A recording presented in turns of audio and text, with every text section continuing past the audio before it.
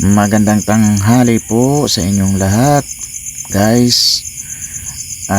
Ito po ngayon kasalukuyan nating binabaybay ang Pililya Rizal.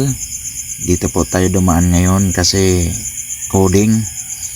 Papunta po tayo ng Batangas City, din diretso ng Mindoro. So maganda po ang lugar dito. Kung kayo ay coding, dito na kayo dumaan at walang traffic o ang luwag-luwag. Medyo malayo nga lang. Kung doon tayo sa SLEX, makadalawang oras nasa Batangas City na tayo. Dito yung biyahe ko ay aabutin ng mga 5 hours.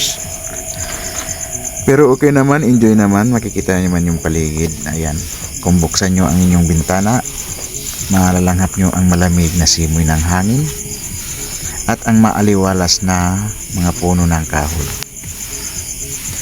At makikita nyo rin po diyan sa mga gilid-gilid yung mga nagtitinda ng mga prutas.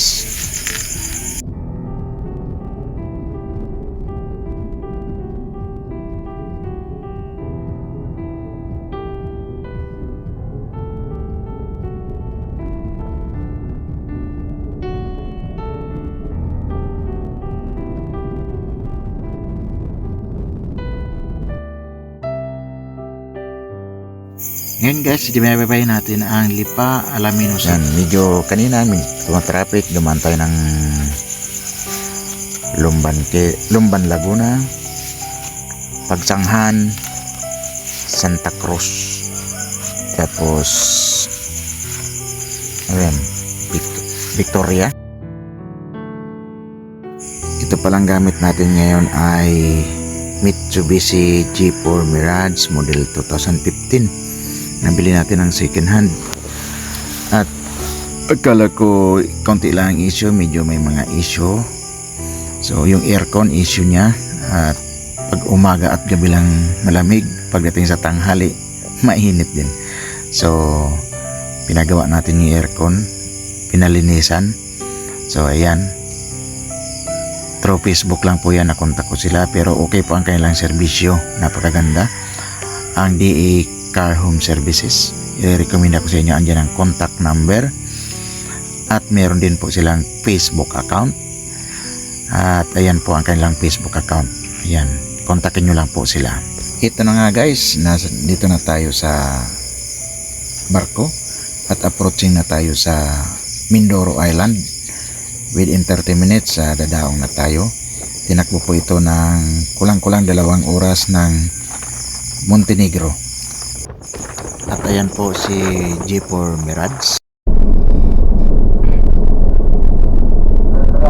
Ayan na guys, naglabasan na yung mga pasaheros, sa bus.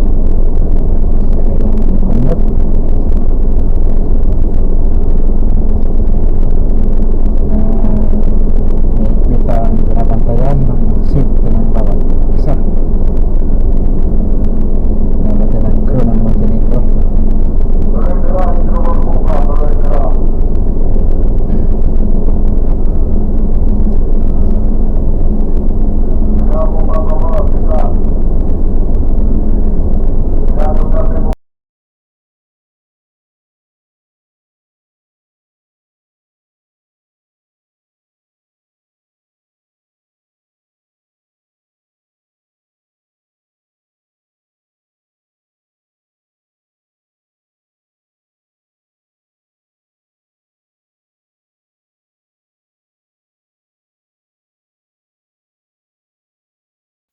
Ito na nga po, palabas na tayo sa barko at lalapag na tayo sa Mindoro Island.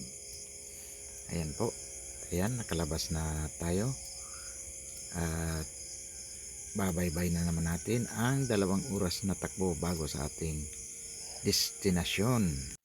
Time check nga po pala, mga 5:30 na po ng hapon. Ayan po ang exit. Yan, makikita nyo ang Calapan Port. Yan na po ang exit palabas ng pupunta ng highway po. Yan, yan kakanan. Kung kayo ay magawi dito, alam nyo na. Kung kayo ay pupunta ng Iloilo or Visayas, dito po ang daan. Ayan, ito po ay papunta na ng Calapan City. Ayan po ang Roro or Series.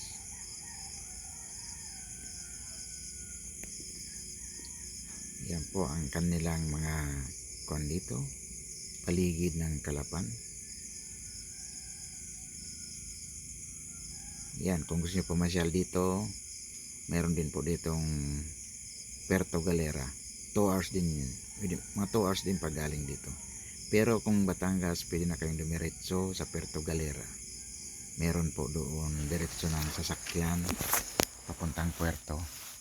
Maganda po doon. Medyo white sand po doon. Parang pumunta na rin kayo ng Boracay. Kung medyo low budget at di kayo makarating ng Boracay, doon pwede na. Ayan guys, sinabot na tayo ng dilim sa ating biyahe. Maraming salamat sa pagsama nyo sa aking biyahe.